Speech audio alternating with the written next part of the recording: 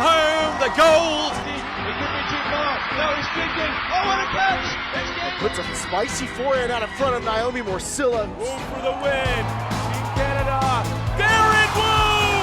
Santos with the layout grab. Oh, that fantastic grab. The claws of Chapter. Canada just became the world champions. Yo, Canada and the rest of the world.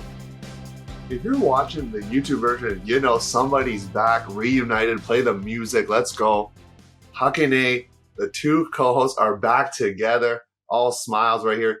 Theo Wan from Toronto, Ontario. And of course, we got Danie Proby in the house. Let's go. Hey, yo, thanks everyone for all of your well wishes while I was away competing in Ireland. Also, shout out to Kelsey Hayden for absolutely crushing on the podcast.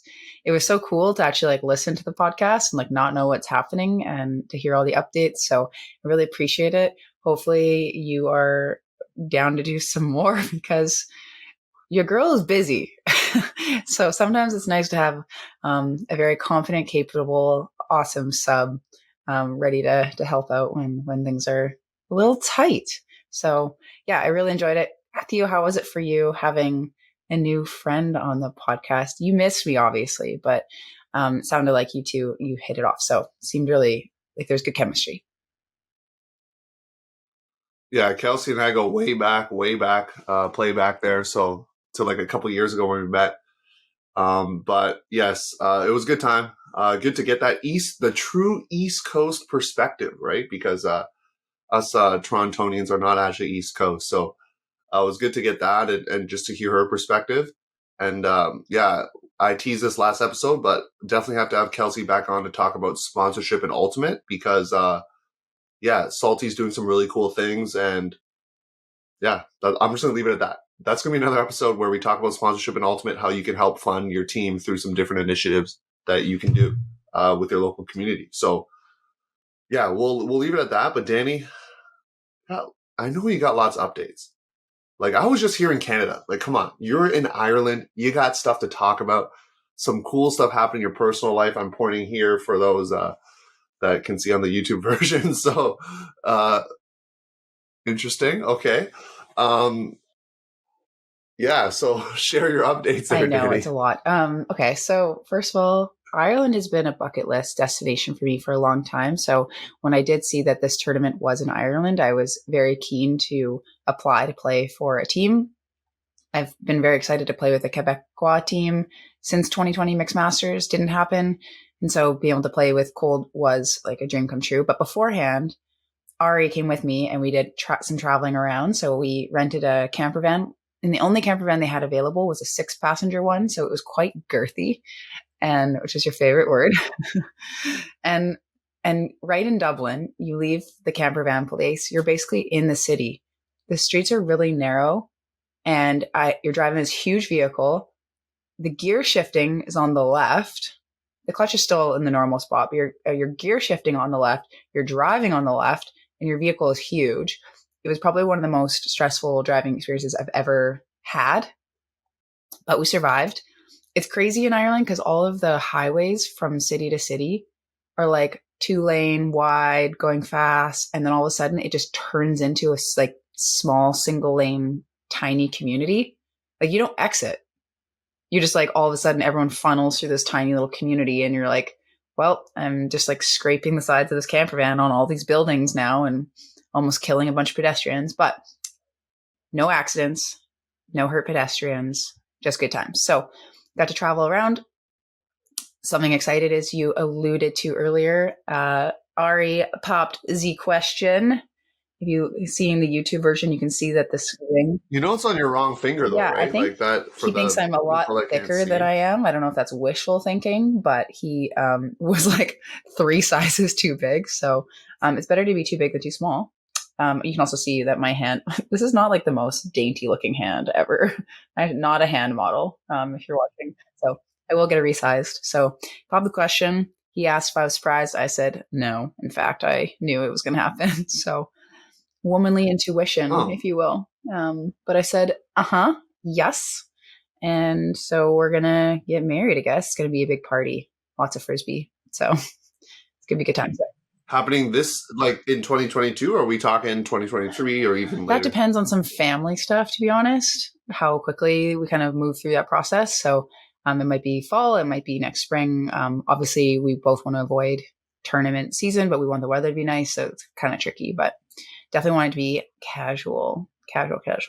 Don't want anyone to like have to spend a lot of money on like their outfit or anything. If you want to wear jeans, wear jeans. You want to bring your dog. So that's kind of the vibe we're going for. Okay. I like it. Yeah. So I like it. when the team I was playing for, if you hear any background noises, I'm at my mom's house and there's a lawnmower going in the background. So I apologize for that. All good. We're making it work. But if you watched any of the live streams that were happening at Worlds in Ireland, my team was being streamed against a team called SOS in the morning, and the commentator, Troy Weston, she shouted out my engagement on there. So it's pretty funny. So a lot more people were congratulating me at the tournament, which was lovely. So talk a little bit about the tournament. I went with a team called Cold, and they are the loveliest team that I've ever met. Like, we were supposed to go to a training camp with them. None of us were able to, the three of us from BC. So we showed up and literally like, nice to meet you. I'm going to be playing with you this whole week. We're playing now. and they were so sweet. Like from the beginning, they printed off pictures of our heads. They brought us skating with them. They brought us to like different events to make us feel really included, and it worked. So this team is super cute, super lovely. Our original goal was to finish top 16. And then we just ended up making it into quarters, which was exciting. So people were really like, the people were crying. Like it was a really big deal. And then we ended up making it into semis too, which was an even bigger deal. And the cool thing about us making it into semis is the team that we played first, they're called Old Number 7. They're from the South in the United States. They beat us 6-15 on day one, or they were 15, we were 6. And then we matched up against them in quarters. And so they were like chilling. They're like, this is going to be easy. And we knew, like we even said as our strategy, like they're going to come out flat. They're going to think that they're going to roll us. So if we come out with energy, which we did, we think we were down 2 or 3 at half, but ended up winning by 2 or 3 by the end of the game. And I think it was my best personal game as well. So I made it to semis. This is a little bit kind of news-ish, but we kind of rolled over a little bit to our sister brother team, Epoch, and they ended up making it into finals. But it was really fun to have like a Quebecois semifinal. It's just like good vibes. Some things that I love about this is that there was like 6, 5, 7 Quebecois teams at this tournament, and they have this like amazing community, and you can always hear their cheers because they're very distinct. And so in our 3rd place match, all of Epoch was there cheering for us. The team we played against said it felt like they were at an away game, and like it was like our home turf and stuff. It was just a really special experience, and I felt really included the whole time. So yeah, shout out to Cold and Epoch, because they were also kind of making us feel like we were part of the squad. Theo, any thoughts on any of that? I don't know if you know much about Quebecois mixed ultimate or ultimate in general. Do I know about ultimate in general? I do. Okay, I think good for you. But cool. I mean, I do appreciate that. But Quebec Ultimate, you know, we're still trying to like get the lay of the land with that. At least I am, and trying to ask questions and get some people on.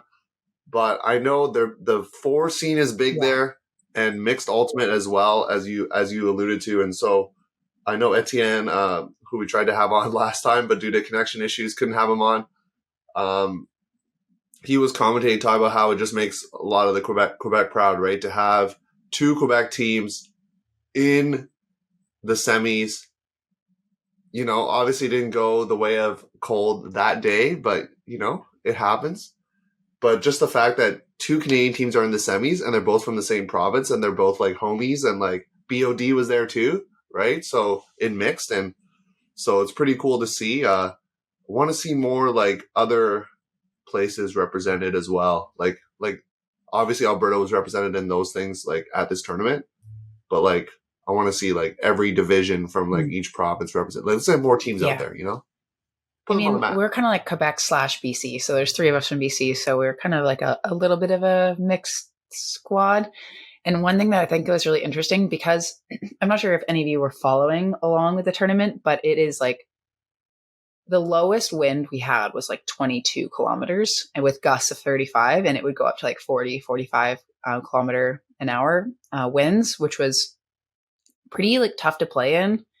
Because sometimes it'll be also pouring rain. It was raining a lot. And so not only are you getting like the wind and the rain, sometimes the sun would come out and it would be like 10 minutes and you'd be like, oh, and then it would be gone again. And then it'd be super windy and rainy again. So my team did a really fun strategy. Like normally I play like you either play O or D line and you play this position. And normally I'm on traffic. I'm like the fourth handler on O, and sometimes I'm like D2, but like fourth handler on O was kind of my role last year.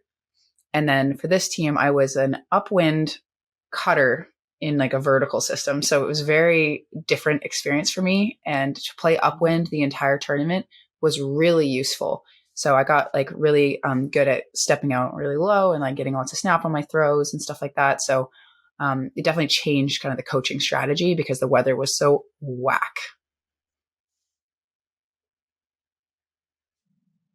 There you go. That's you don't only get these tidbits from the podcast. I'm just saying. So if you watch the tournament, you wouldn't have known some of this stuff. So come on. That's why you subscribe to this thing. And the tournament director, Liam, I think you probably heard his voice on some streams before because he does some commentating, I believe. And he Buttery Biscuit. He's the OG legend of the Buttery Biscuit. So I was talking to him and he's like, this is the worst weather we've ever had. So I think it was unusual.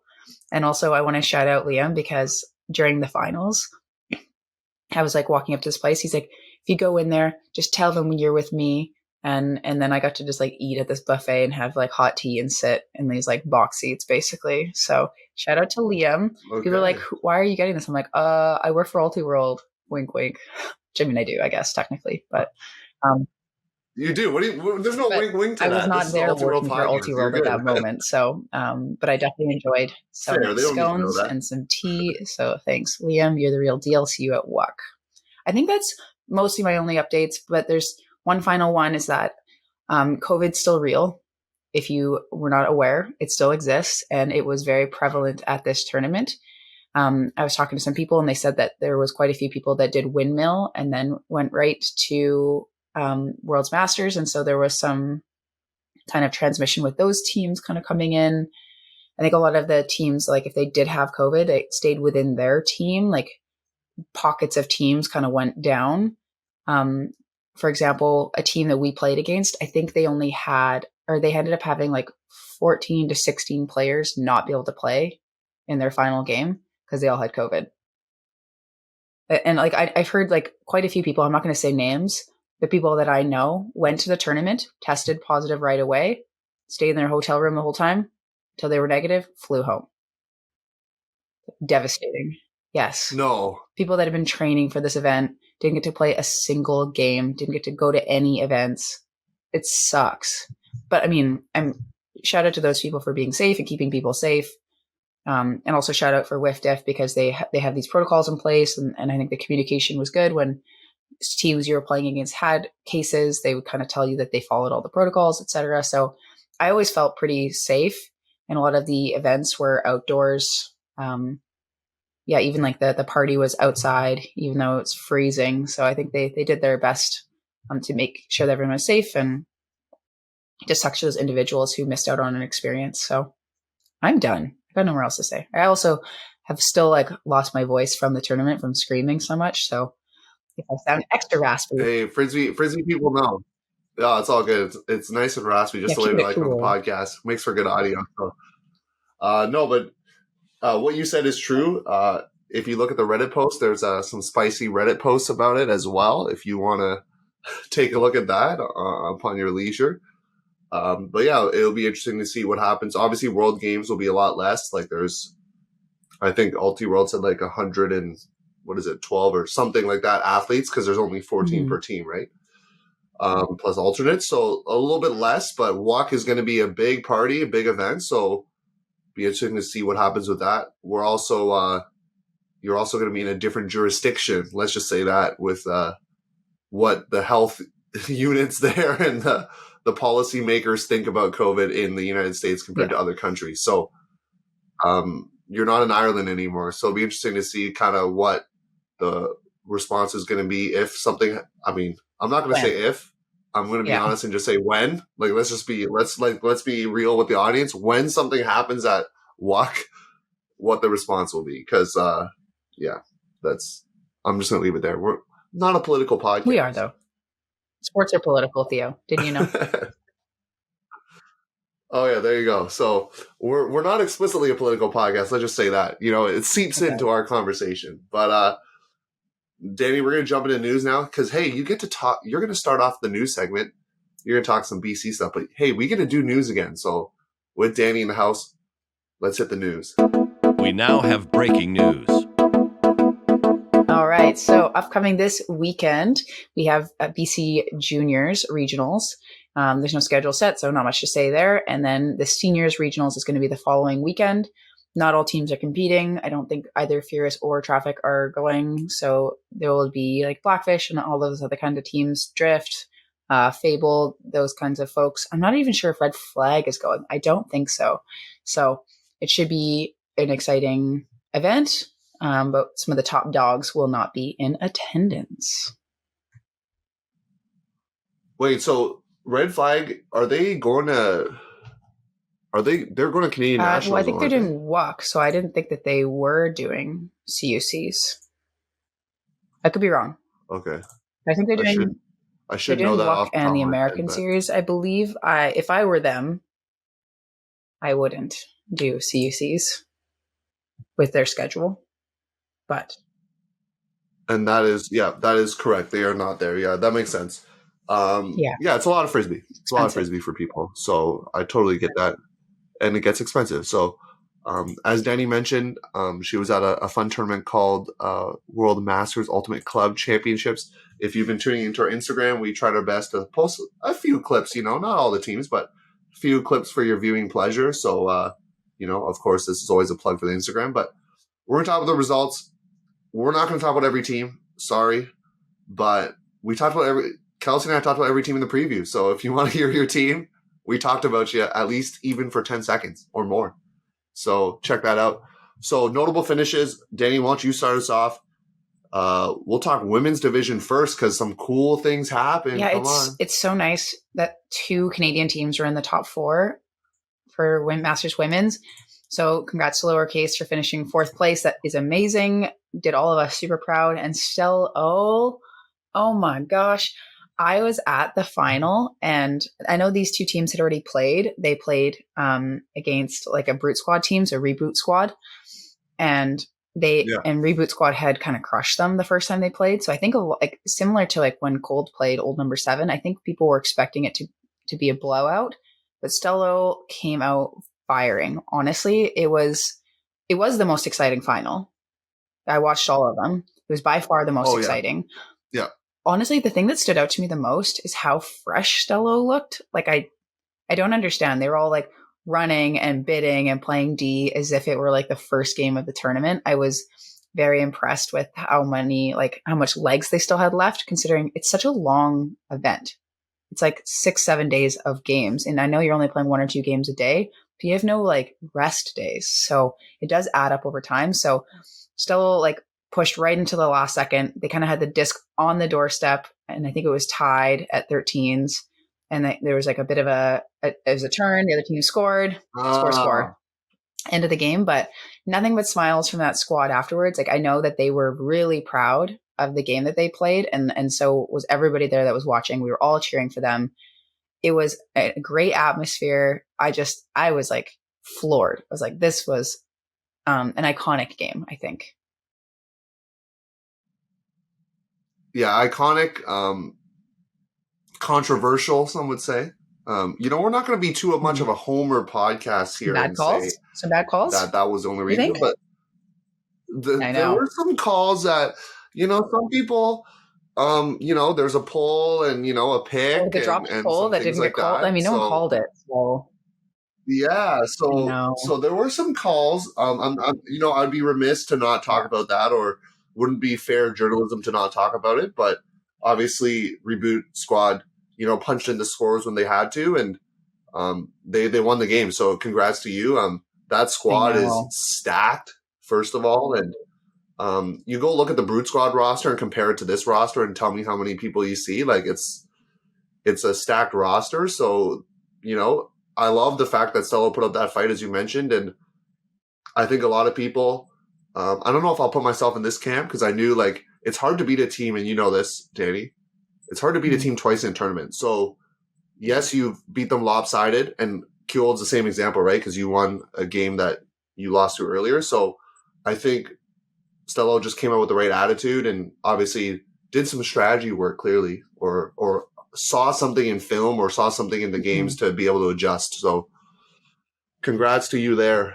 It was really cool to see two Canadian teams in the semis, and our fingers were crossed. I know we had talked about that all the way back at college regionals when two British Columbia Open teams were on a crash course to the final, but we were hoping for the same here.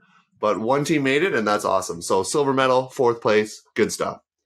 Yeah, I mean, before we even move on to Masters Mix, one final thing I want to say about the Stellos game in that final was I was very impressed with how gutsy the style of play was that they were doing. Like, it felt like they weren't afraid. They weren't afraid to be in the final. They weren't afraid to be on that field with all these people watching. They weren't afraid of Reboot Squad. The types of throws and plays they were making were very courageous. They were fearless, and it made a very exciting game. And they came down with the disc in so many kind of contested ways. It was just like a pleasure to watch. It was not boring, ultimate. Sometimes you can get like textbook, the teams being clean, their systems are really tight. There was a little bit of that, but for the most part, it was just like highlight reel, highlight reel, highlight reel. So again, final shout out. That was it. I'm done. So Masters Mixed. We had kind of the Battle of Quebec, as we mentioned, in semifinals. So Cold ended up finishing 4th. I think we lost by a couple to SOS, which is a Seattle-based mixed masters team. For the 3rd place game, we just kind of defense was there, still having sick layout blocks, amazing containment, everything, but our offense really struggled. We were having some dropsies in the end zone from players that hadn't been dropping all tournament. So you kind of just saw the fatigue kind of coming in. But very proud of that 4th place finish for that squad. And then Epoch finishing in 2nd. And the most notable thing for me for this one is that when we played against Epoch, they've just seemed so flawless. Their execution was really high. Their athleticism, their body control was amazing. And so to see them play in that final against Descent and kind of struggle against Descent, I was like, how good is Descent? Jeez, I thought Epoch, who's going to beat this team? And obviously Descent did, but Epoch did put kind of a bit of a push in the middle of the game and kind of made it exciting for a little bit. But he kind of just maybe was they weren't tested much during the tournament, this team. And so when they did play Descent, I think that they weren't ready for potentially how close and tense the defense was. And so when they kind of felt a little bit pressured, maybe it was a little bit harder for them to run their normal systems. But they basically rolled all the way to silver medals. So congratulations to Epoch. Y'all are dope. Yeah. Crazy plays, as you mentioned. And we'll throw BOD in here because they came in 10th, but another Quebec team showing out. So Canadian teams just running it through that province. So that's nice to see. Let's jump here to Open. No Canadian teams in the semis.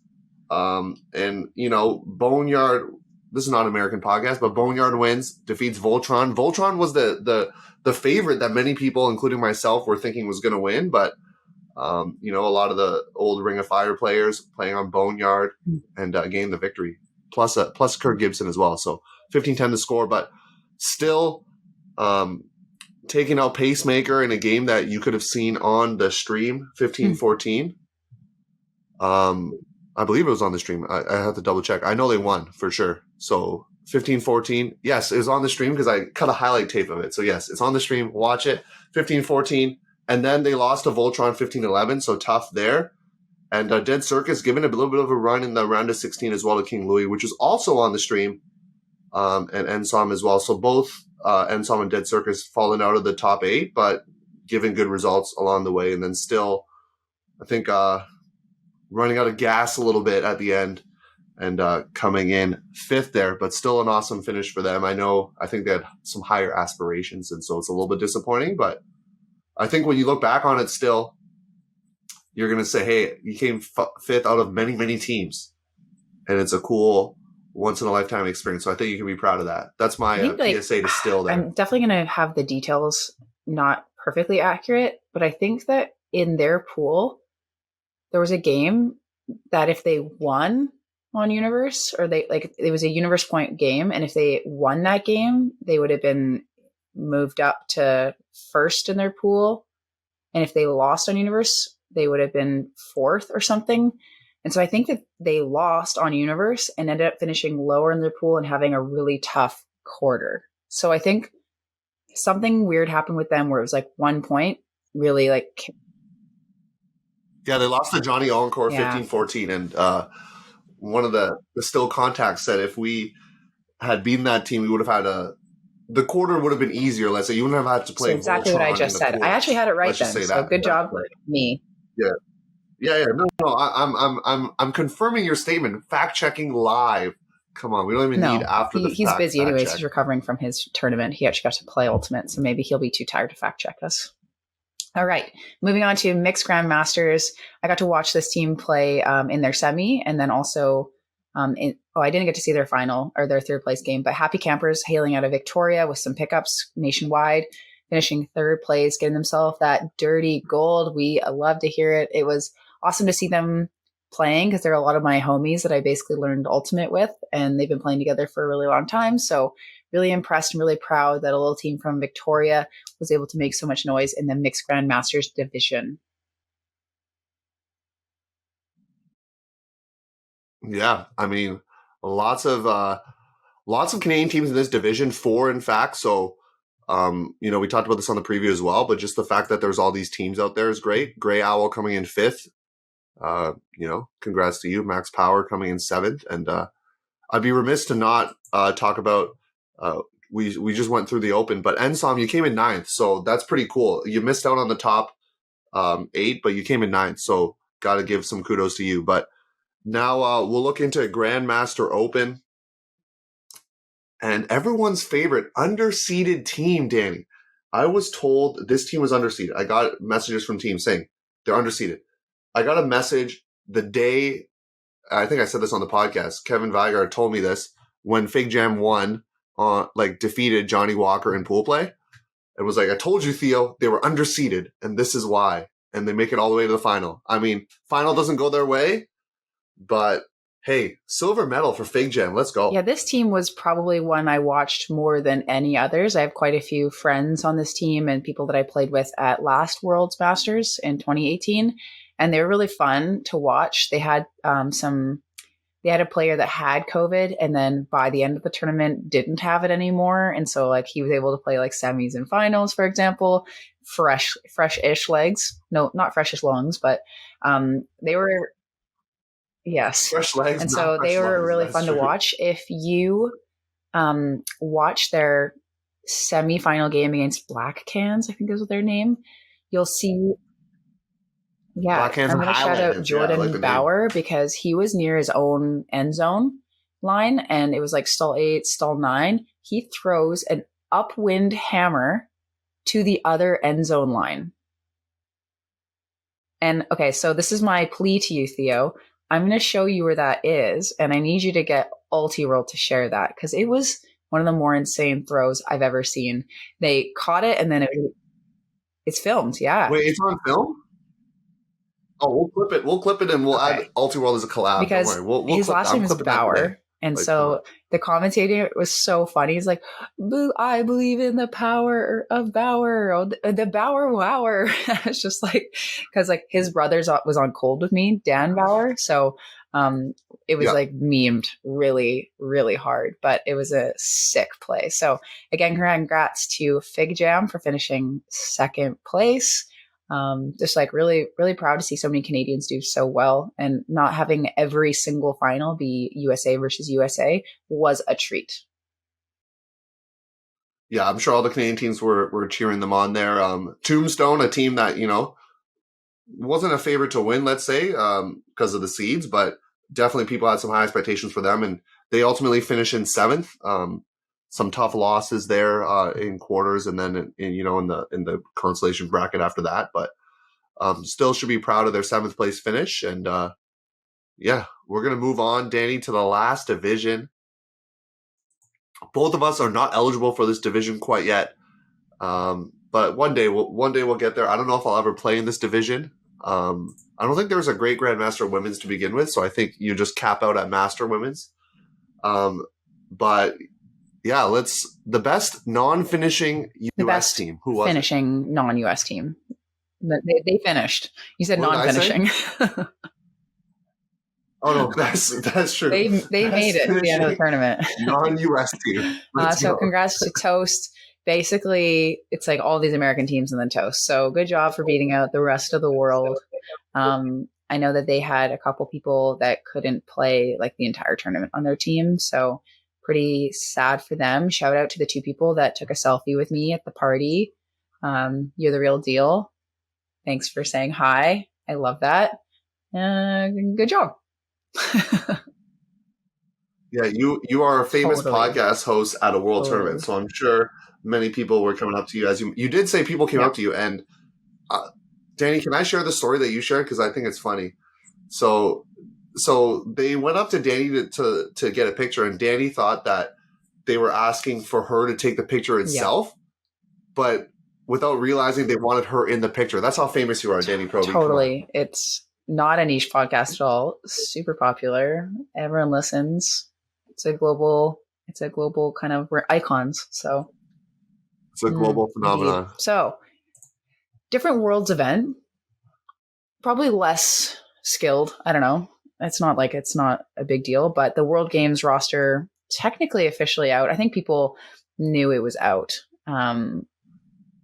We knew. Let's just say that I we think knew. a lot of people knew what the roster was. There was one last minute kind of switch because we did have an injury. Theo, do you want to kind of go over the roster? We can also kind of discuss how many we had right. Because if you don't remember this, folks, way back in the day when they did their first, like, this is our athlete pool, was it like 40 athletes?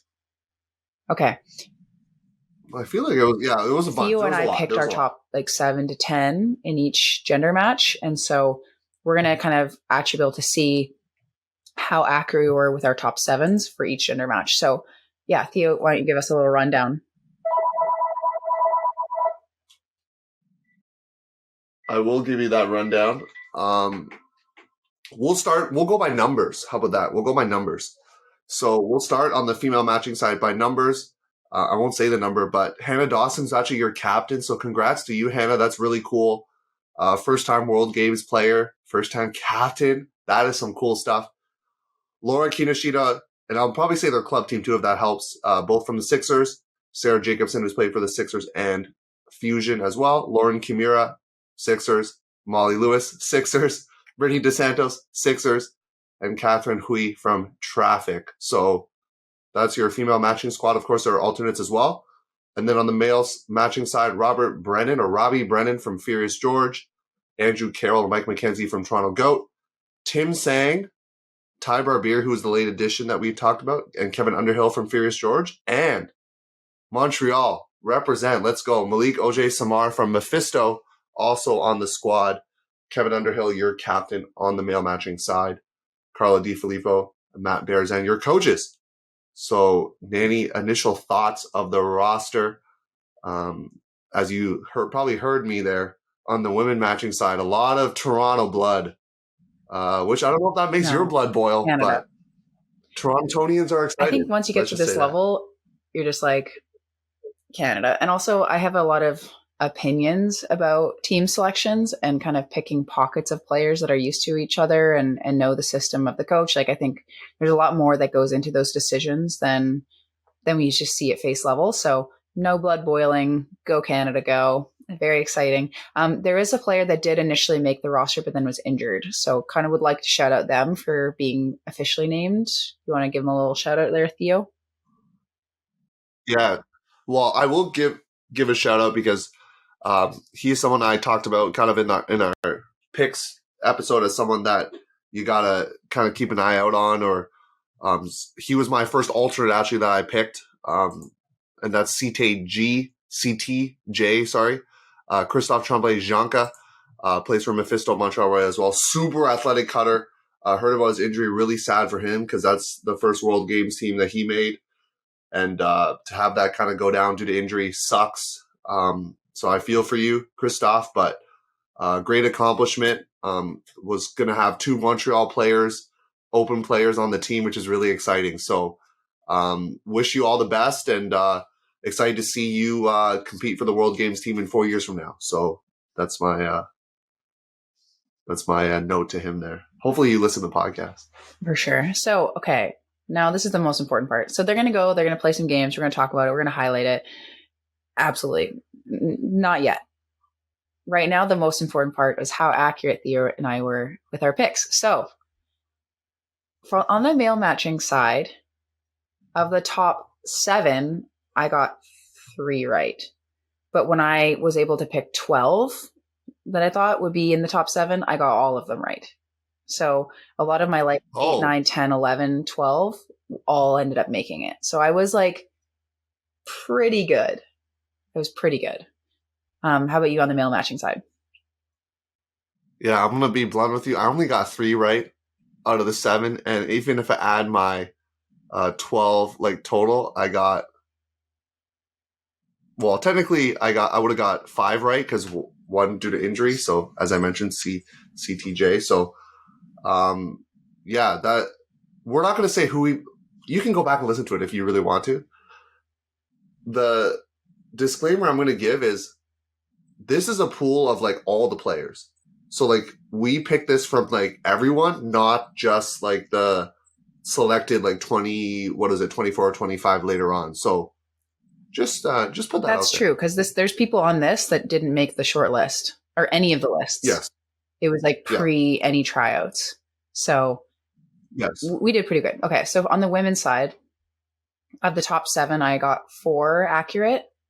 And then if you dip down to top 12, I had 6 accurate. So there's 1 person that wasn't even on my radar that made it. So again, you'll have to listen to it. They might have been a captain. So. Oh, there you go. Hey, I will say that's the same thing. So that person, that captain, you proved us wrong and we love it. I think we need to have Hannah on. That is true. Well, now that you've been named, yes, Hannah, we need to have you on. That's true. And we do want to do a preview of because World Games is technically starting up. By the time this airs, you'll probably get rumblings of World Games starting, in general, the whole thing. But Ultimate doesn't start until the 12th, if I'm not mistaken. Yeah. So, and 1 game a day, correct, for each team? Yeah, I think it's something like that. It's really spread out. It's definitely not. It's definitely different than years past. But back to kind of what we were talking about, I also got 4 right. And then that's it. So clearly my prediction skills were not up to par for this particular exercise. Because, my 5 alternates, I think one of them made the short list. The others didn't even make the short list. So I think part of that pool, some of them, you can correct me if I'm wrong, did they even try out some of them in the larger pool? Yeah. So maybe we picked players that didn't even try out. So yeah, that's what I'm saying. We did pick players that didn't even go tryouts. Okay, so there you go. Yeah. So we'll give ourselves a bit of a reprieve there and say that's why. Yeah. Any other thoughts? We're going to talk more World Games next episode, so don't worry if you don't get your World Games fix here. We just want to keep things moving. And also celebrate Danie Proby once again because now we're talking U24s. Get excited. Assistant applications are out, but sure, you want to apply to be assistant coach. You should probably know who the head coaches are, so we're going to talk about that right now. Women's side, the legend, the maker of the fishbowl. The tournament's named after this legend. Allison Fisher, come on, women's coach once again, or I should say Team Canada coach once again. And so if you want to be coached by a legend, you got to try out. On the open side, someone who many people know, John Hayduke, out of BC, but now resides out there in Montreal, so some more Quebec flavor. And then in the mixed division, someone named Jocelyn Danie Proby getting the call to be moving on up, I guess, or demoted, depends how you look at it. But because now you're displacing some work to your assistants. But hey, you're head coach of the mixed team. Danie, sounds like I'm interviewing you for a podcast, which I am right now. How does it feel? Amazing. So the whole process was quite long. Like the applications went out for this quite a long time ago, and they sent us a reminder email or something about like next steps or something. And I was like, okay, well, it's been long enough now. Like I obviously didn't get an interview for head coach. That's fine. Like I'll gun to aim for one of those assist spots for Allison Fisher. I was like, I knew it was probably going to be her head coaching. And I was like, I'm coming for you. Please pick me. And so I was kind of like, I'd already kind of let go of the fact that the head coach thing wasn't happening, but I think it was just like a little bit delayed. So then I did get an email saying, hey, can you make any of these times for an interview? And I was like, oh yes, I absolutely can. So I'm in my camper van, like hot spotting my computer. It was, Oh, hot spotting. I thought you said something else. Okay, good. Hot spotting. Yeah. hot spotting my computer, to do the interview. And I honestly like, so I've interviewed for head coach position. This is my third time now. The first time afterwards, I was like, well, I'm not getting that. And then the last time for U24 women's during like that COVID year when there weren't a lot of coaches really applying, I don't think. I actually felt really good after that interview. I interviewed for mixed and I ended up getting women's, which was dope. And then this time after the interview as well, I was like, I felt pretty good about that. Like I feel confident about my experiences and my ability to kind of bring people together across the country and build a coaching team and stuff. So I felt really good afterwards. And a couple of days later, I got the little email in my inbox when I woke up, and yeah, I'm just stoked. And so one thing about that makes this year different, it's 2023 is the tournament, but one thing that makes this different is that Ultimate Canada is now allowing each team to have 2 assists. And that's normal at the U20 level, but at the U24 level, it's usually just 1 assist. And what I love about this is that it gives more potentially new coaches at the national level an opportunity to get some experience, because you'll kind of see the same faces showing up over and over again. And this allows, just like 3 more people to get experience. And it also allows the head coaches to select different kinds of coaches too. So for me, I have a couple things that are like a priority for me. I don't know if I should say them. Anyways, you figure out what your deficiencies are as a coach, and you want to hire assist coaches that kind of complement that or fill in kind of the gaps. So I'm not a French speaker, so that is something that I do want to prioritize as somebody who is not only a talented coach, but can speak French is something that is important to me. So having 2 spots available makes that a lot easier for me to kind of figure those things out. So the assist applications are open again. So if you're curious, go apply. If you applied for head coach and assist coach already, it'll just roll over. Your assist application is already in, it's filed, etc. So if you haven't applied ever, do it. I've actually heard a lot of people are applying this time, but that doesn't mean that you shouldn't apply too. Please apply, because you never know what the head coaches are looking for. Yeah, if you don't advocate for yourself, no one else will. That's always been my philosophy. So if you don't tell anyone about yourself, who's going to do it? People got too many things on their hands to be advocating for you, unfortunately. So advocate for yourself, apply. Obviously, if I heard through the grapevine, people send reference letters or reference email, saying, hey, I've worked really well with this coach, like you should consider them. So if you have someone in your coaching circle that could do that for you, of course, reach out and do that. Anything you can do to help bolster your application is great. And Danie, in terms of like the formalities of this, people applying, they should apply formally, but should they also be reaching out to the coaches as well personally, or is it more just reach out through like the website, like by applying, like kind of, what do you think about that? Or if you're even able to share? I'm not sure what is normal. So I don't know if I'm the best person to speak to this, but I think at this level, like I feel like I know, or I should know everybody that's applying that should be considered. Like I've heard of them. I know the teams they've coached before. I know their playing experience. So I think the application is enough, because you also have references in there too that can be checked. And oftentimes head coaches will also do follow-up interviews with assists too. So I don't think it's necessary. I don't know. Yeah. Well, there you go. Apply to be assistant coach, and we'll be shouting you on the podcast out if you get there, and maybe interview you too. So that's exciting stuff. Anything else before we wrap up the last part of our news segment here, Danie? Any other last thoughts you have? I always have a lot of thoughts, but my only thought right now is that I've just been missing AUDL content. And it's like, I don't know what's been going on, Theo, so please update me. Danny, we know you're a big fan, so do appreciate that. I had the pleasure of watching this game online, but Toronto takes down provincial rivals Ottawa. I know there was a raucous crowd. I think some Toronto fans obviously there, but Ottawa continuing those Canada Day celebrations. But right now, Ottawa not getting the dub. Toronto, I guess, still alive in the playoff race. They believe it. I think the league doesn't, but mathematically speaking, they technically are still alive if certain things happen, like if certain teams lose. So that's kind of cool. Toronto on a bye week this week. Montreal, tough, losing 2 straight to New York and Boston. Once again, I don't think they're necessarily mathematically out, but they need this. By the time this airs, this game should have already happened or about to happen. But a fun weekday matchup, Thursday night ultimate, Ottawa versus Montreal in Montreal, Quebec. So Montreal, you do need that one. Ottawa, trying to play spoiler, trying to build up some good habits for the future. So, that's AUDL. And I realized we missed a tournament that's actually coming up this weekend. So Toronto GOAT is going to be playing in a TCT tournament previously known as the Colorado Cup. So, people may have thought GOAT, what's happening with them, but they will be out at the Elite Select Challenge. So if you're in Colorado, go watch them play some Ultimate. I like that tournament. That was always one of my favorites. So Colorado is just a pretty fun place to play. So is it in Aurora, Colorado, or like Boulder? Oh, you're testing me. This is like in 2017. I think it was in Aurora, Colorado. Interesting.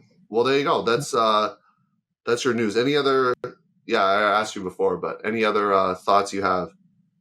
Canadian teams in the U.S. series, like that's a good thought because that's exciting. That is exciting. It's Pro Elite Challenge, by the way. I coined it wrong. Pro Elite, Colorado Cup. No women's division. I think that is something worth. We won't talk too much about it, obviously, in the news, but Danny, that's something we've talked about before about COVID and sort of these tournaments. I know U.S. Open as well, not looking like they're going to have a women's division either. For this tournament in particular, Deep Looks talked about it. Molly Brown was the only women's team that signed up. So, like, no one else signed up for this tournament. So that is tough.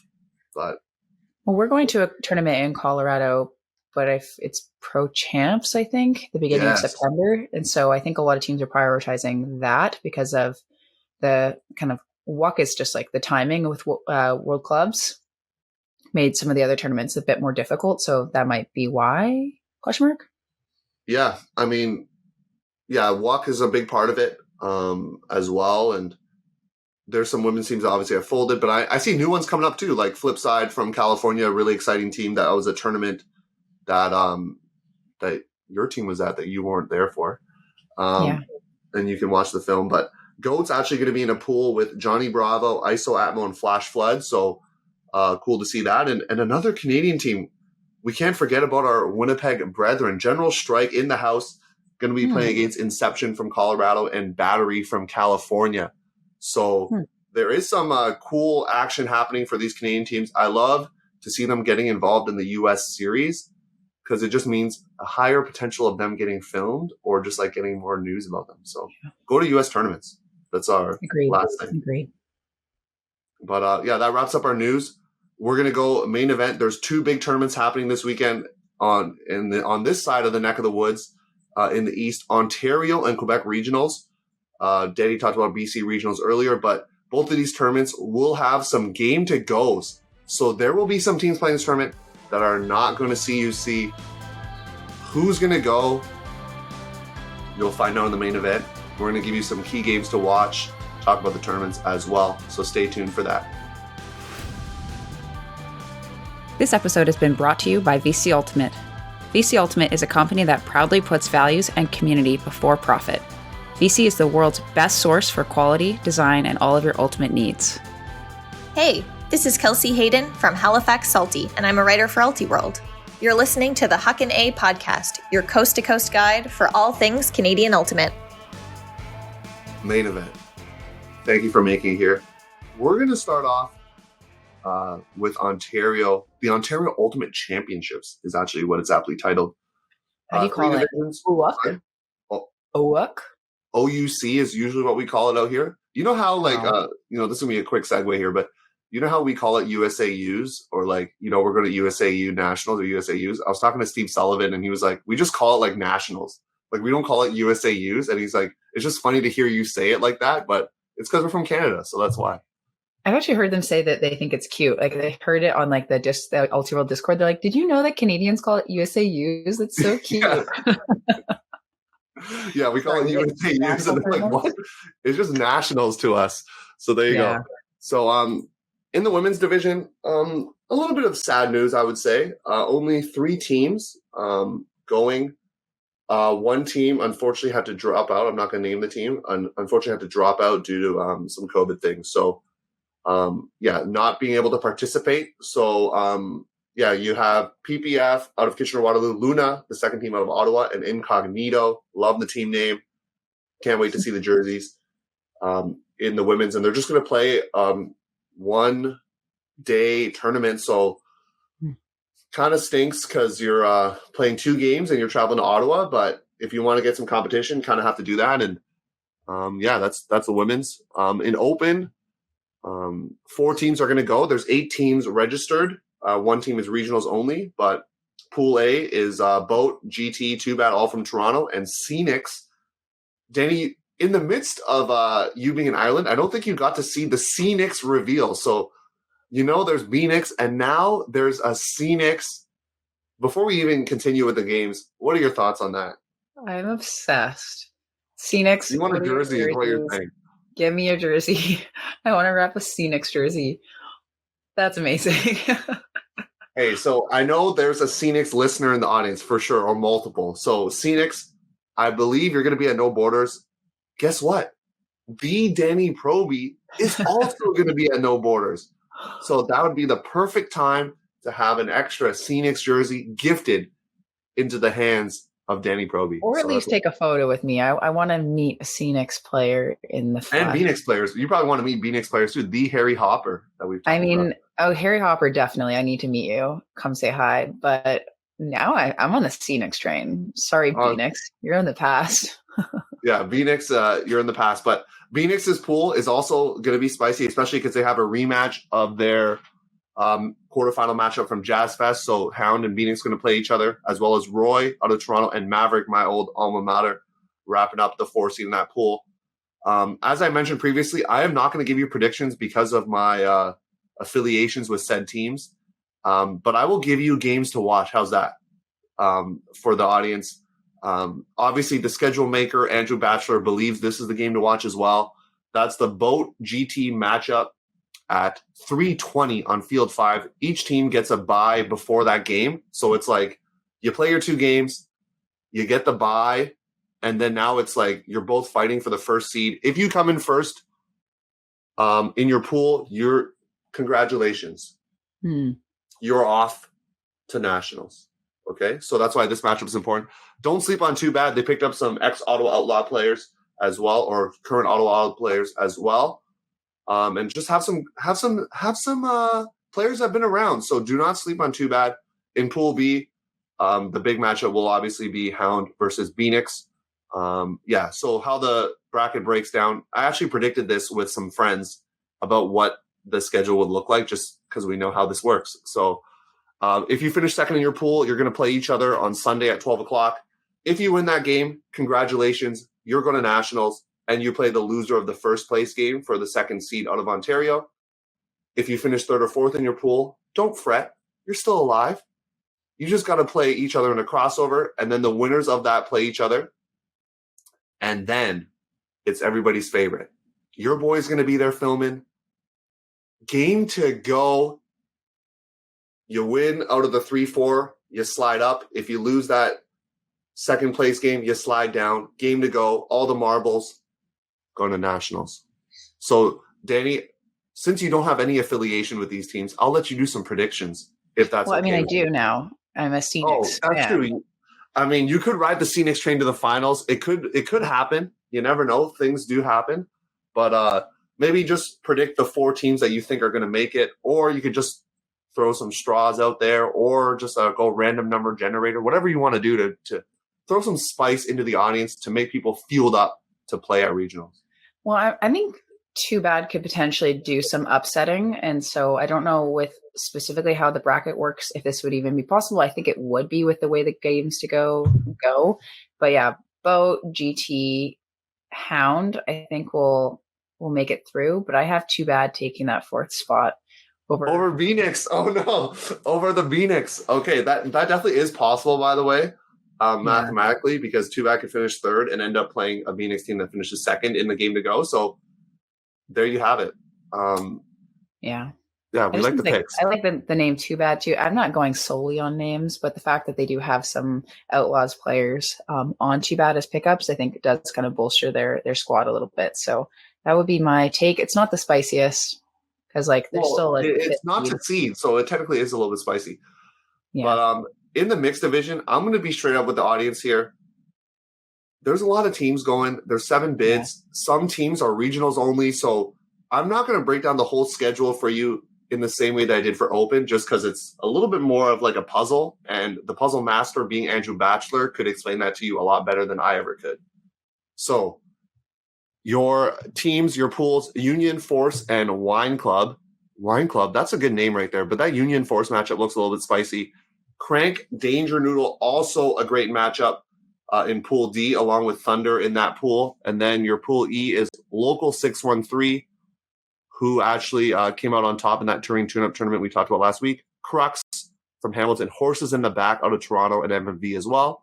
And then the last pool is Crash out of Kitchener-Waterloo.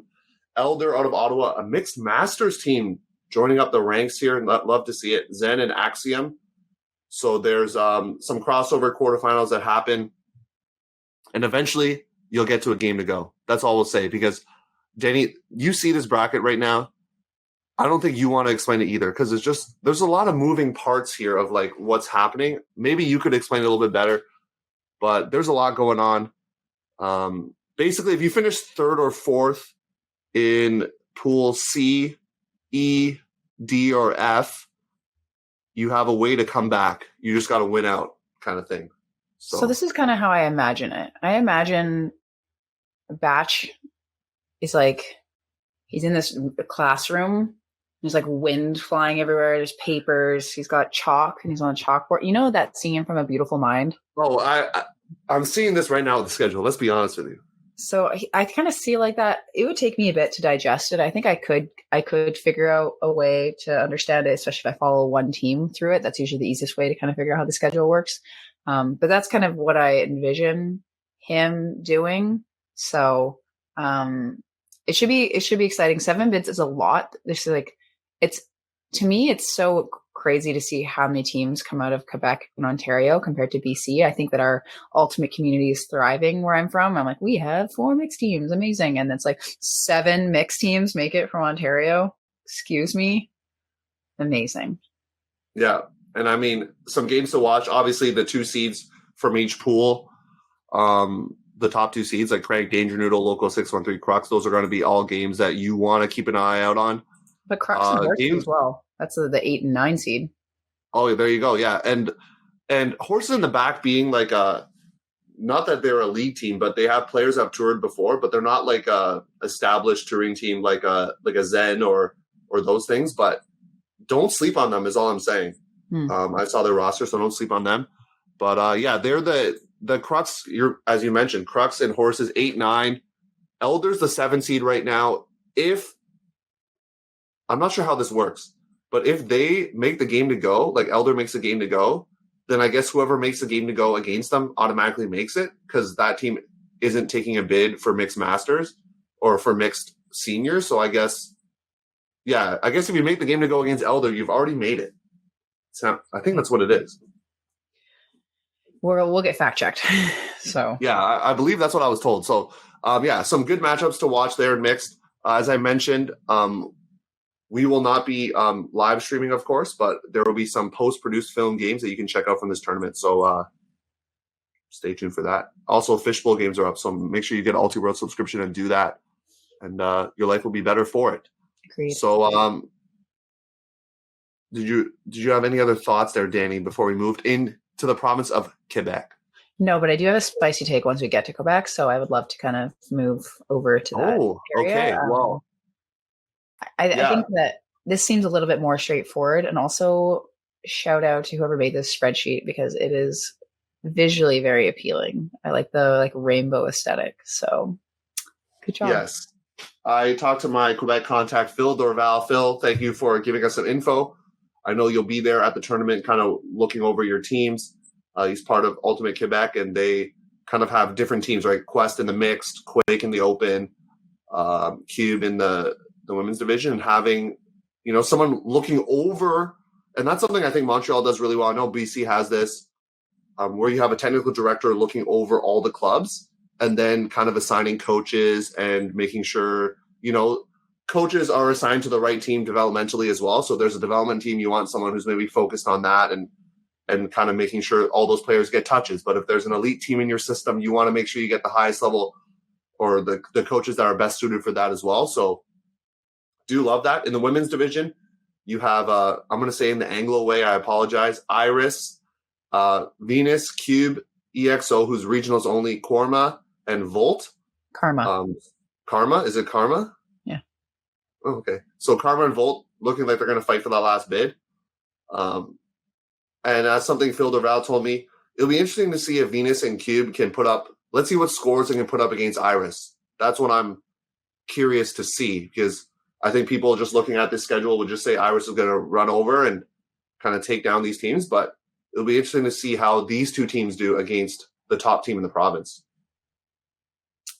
Agreed. And then in the open division, there's less. Oh, there's two pools for open. I was going to say there's less. Hey, it's color coded. It's color coded, Danie. Come on. Color-coded. We love to see it. So I'm definitely excited to see Manic and Magna play against each other because they kind of, similar seating, obviously same pool of players. I think that's going to be really exciting. Yeah. But we have Mephisto kind of leading. They're at the number one spot in that pool. Then it goes Manic, then Magma, then Mesa, and then Loyal is coming in for the last spot. Any games in that pool that pique your interest? Well, I just think it's really funny that just the way the pools lined up for this. How did that happen? That all the Club M Montreal teams are together. So that's actually really funny to me, or at least three of them. So Manic, Magma, and Mesa all together. That's pretty jokes. Mephisto, it'll be interesting because they have this game against the Outlaws, as we mentioned. So if they win that game, they'll, keep the dream alive. And so will they, what will they do? Will it depend on if they win this game on Thursday? Will that change their strategy of deployment of players to save them for other tournaments? I don't know. So as you mentioned, the Manic Magma game, definitely one to watch out for. In the second open pool, you have Out, a team that I've been very hyped on. Talked about that Jazz Fest. They did well. Gatineau, Quebec, or Gatineau, the Gatineau region. Quake, Ascension out of Sherbrooke, Quartz, which is the second team out of Quebec City, and then Club M Rage. So I'm just looking forward to the Out Quake game. 2-3 seeds going at it. 5 teams out of this tournament are going to make it. So Ascension, Magma, Mesa, all kind of fighting for that spot. And based on what I know about Ascension and seeing them play, I predict they will get the spot. And I'm going to go chalk. I'm going to go chalk and go 1, 2, 3, 4, 5. So sorry, Magma and Mesa, I don't think you're going to make it. But you can prove me wrong and make it and then celebrate that you're going to nationals. Yeah, I guess from an organizational standpoint, putting all those teams in the same pool means that their crossover at least will get them out of kind of their own little pocket. So potentially that was the reason. It also there's usually a lot of discussions that go on behind the scenes when people look at things for face value. Well, I don't know. It's well, actually, you don't know. So you don't know the reason why all these teams are kind of stacked into this space, but you always just have to trust that they're following some sort of pattern or they have the outcome. There's reasoning at heart. There's always a reason. It's not random. So it's exciting for them to be able to have so many games against the brethren. So I'll say chalk too, just because I don't know enough about these teams this year. Moving on to the mixed pools, we have Kombucha Culture. New team. Benno Crozier, who's been on our podcast, part of that squad. I think there's some McGill players in that group. That's fun. But they got the 1 seed, so that's as you mentioned, that's really exciting. So you want to go through the rest of the pools, and I'll throw some predictions your way. But 7 teams make it out of 8, so I mean, I think all teams make it because 1 team is regionals only. So really, it's for seeding. They're playing for seeding. It's for the seeds, though. You need. Yeah. I got a story about this, but I'll let you go first. Okay, so D1 we have Kombucha Culture. D2 we have Loyal E, and D3 we have Harfang 2. Harfang 2, the second team. All right, and then we have Quest coming in the 4th spot in that pool. So Pool E we have Harfang the 1st. We have Red Fox number 2 spot, Flamand Rose in the 3 spot, and Red Fox 2 in the 4th spot. So many mixed teams. Yeah, there's only 1 team that's regionals only. That's Harfang 2. Harfang, for those who missed it in past episodes I talked about, they're kind of the old remains of Battleship from Saint-Jean-Richelieu, Quebec. So that's the group there. Kombucha Culture, I believe they're out of Montreal. Maybe they're a provincial team, but I think out of Montreal. Flames on Rose as well. I'm actually looking forward to a potential final between the 2 teams, Kombucha Culture and Harfang. Who takes the top spot out of Quebec will be interesting to watch. Quest has been a strong team in the past. Like, they did really well at UCI. I believe they came 4th or 5th. Like, they were up there because I remember them commentating their game against Union. So they're a team that's been strong. Seated a bit lower here, maybe some turnover would be good to know. But in terms of seeding, I'm going to tell you a story right now. Some people might know this. In 2019, Montreal Lab, the team that ended up winning this mixed tournament, I think they defaulted one of their games. Like, they just didn't want to play it. And they ended up being a lower seed. So Ultimate Canada had no choice but to seed them like lower, like I think 12 or something, like kind of in the middle. And they just like ran roughshod through their pool because they're like way underseeded and just like going nuts and made it all the way to the final. So I don't know if that's like a story for you to like throw a game. I'm just saying it throws seeding off when teams don't play to like their potential in like default games. It's actually, it's a benefit to be the higher seed in your pool. Like, you want to be seeded higher because I don't know why you would. I don't know why you would openly want to be a lower seed because you end up having harder matchups. Like, I don't know. Right. Yeah.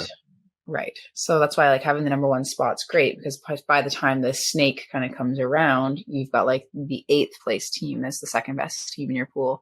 Whereas if you're the 4th place team, you're playing against the 5th place team. So it definitely is an advantage to finish higher because then you have easier matchups. But okay, so my thoughts on this is I don't really know where all the Mixed Masters players go. Ooh.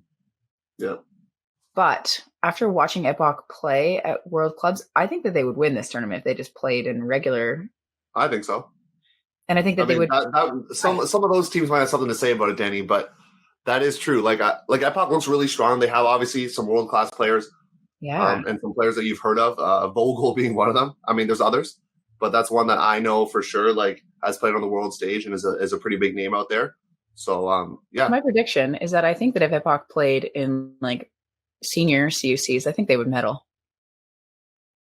You know what? I had that similar prediction with Voltron, how, like, if Voltron played in, like, the USAU series, they would compete at nationals. So I do like the spicy take.